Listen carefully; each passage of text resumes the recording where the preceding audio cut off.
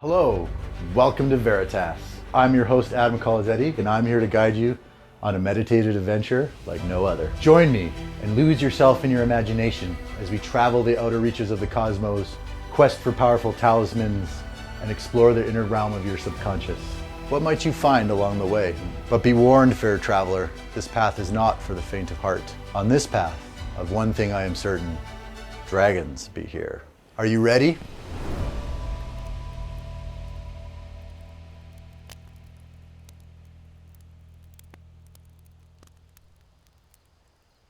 So how we're going to begin is you're going to sit comfortably, however that means to you.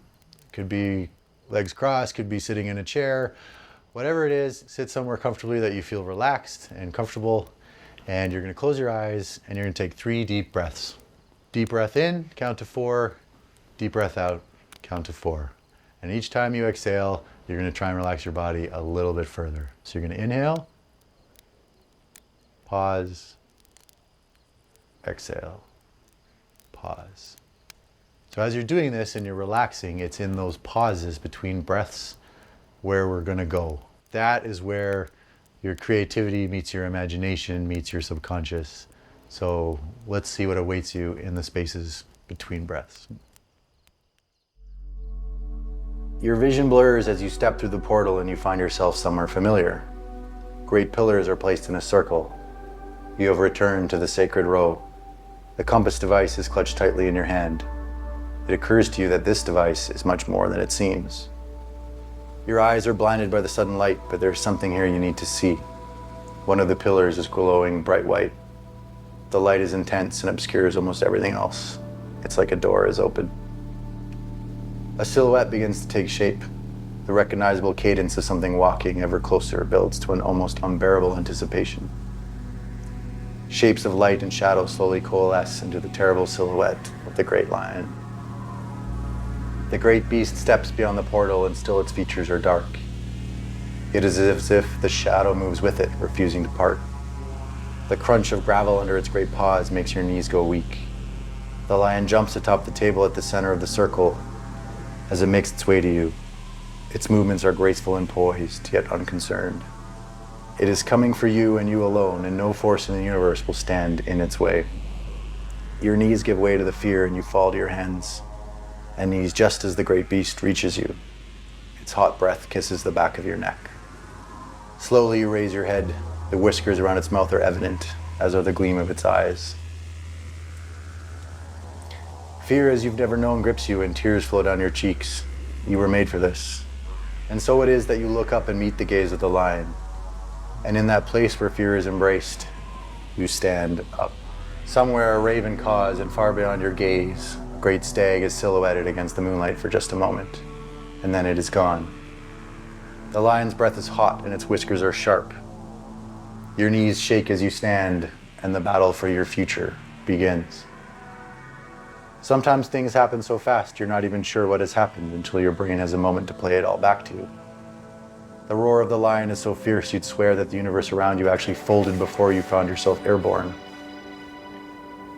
Flight is such a helpless feeling, especially when it is acutely aware of both the numbness on the side of your body where the lion struck you and the ground rushing to meet you.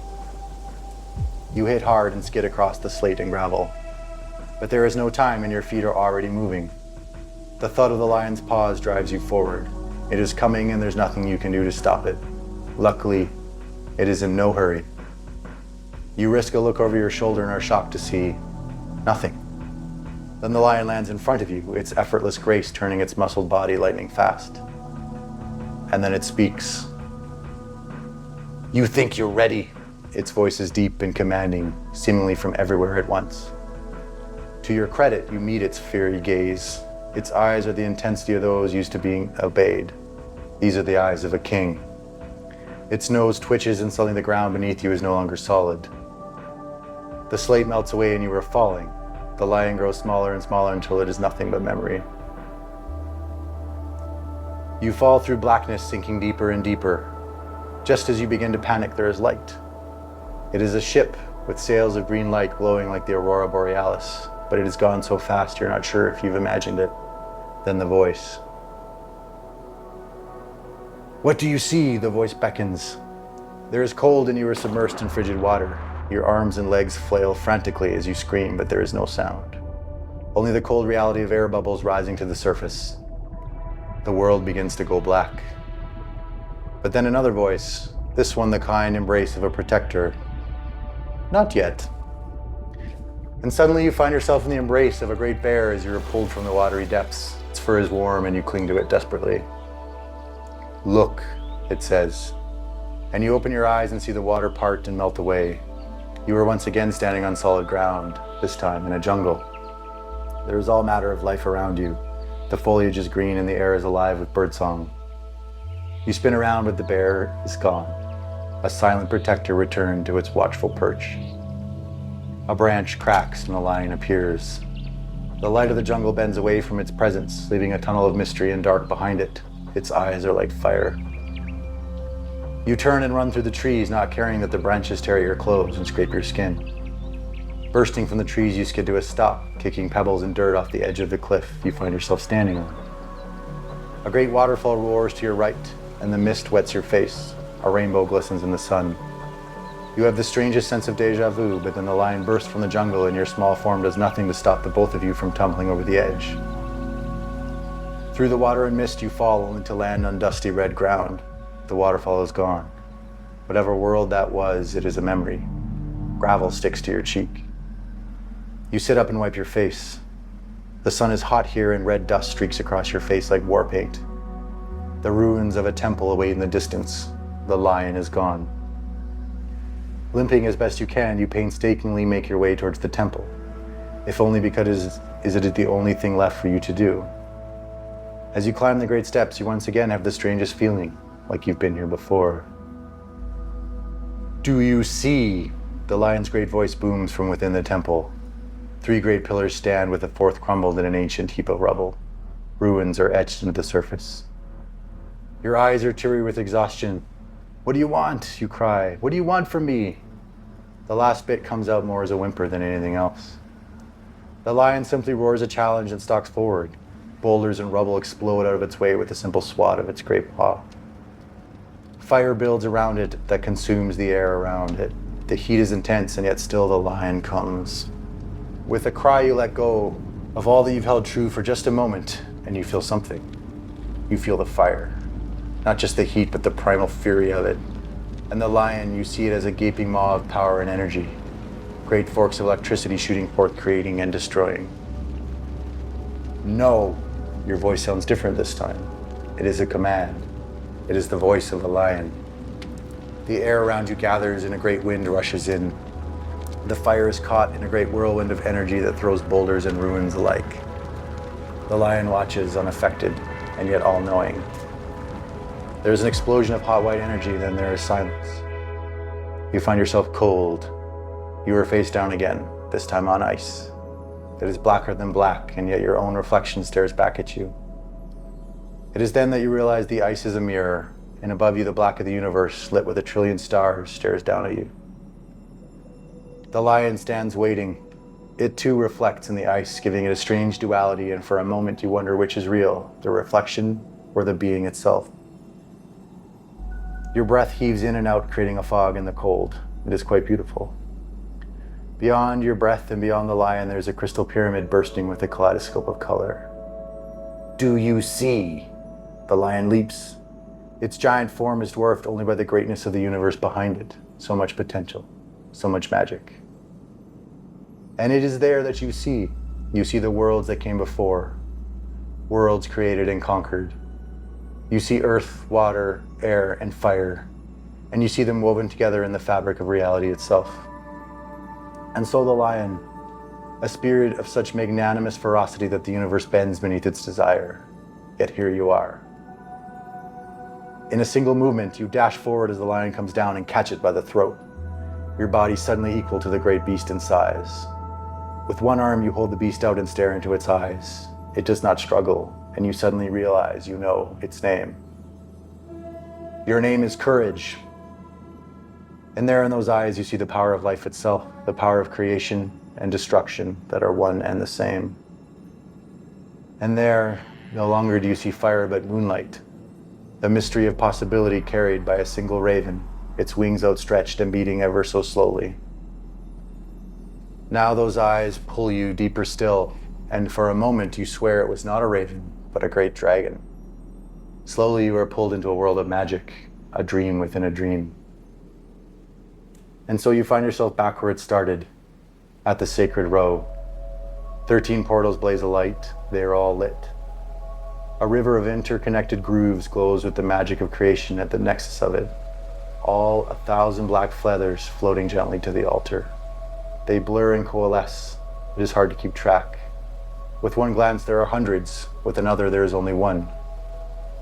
Finally, this feather that is not just one floats just within reach. It hums with power, so much that it is hard to look at.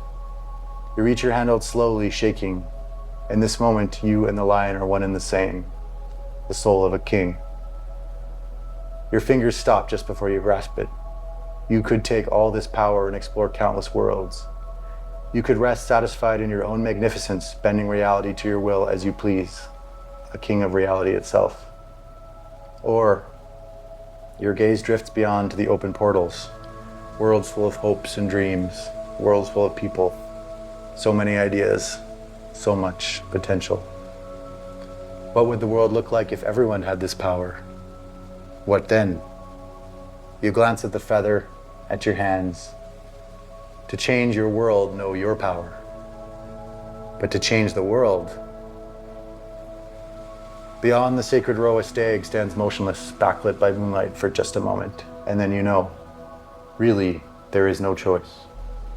To change the world, you must give the power away. And in a motion, you spread your hand, and the feather that is not just one splits into 13. With a flick of your wrist, they fly through the open portals. The power of ideas, a mirror to the soul, a gift to be found in dreams for those ready to see it. An image of the great raven fills your mind, and the words escape your lips before you even realize. You say the name of the raven.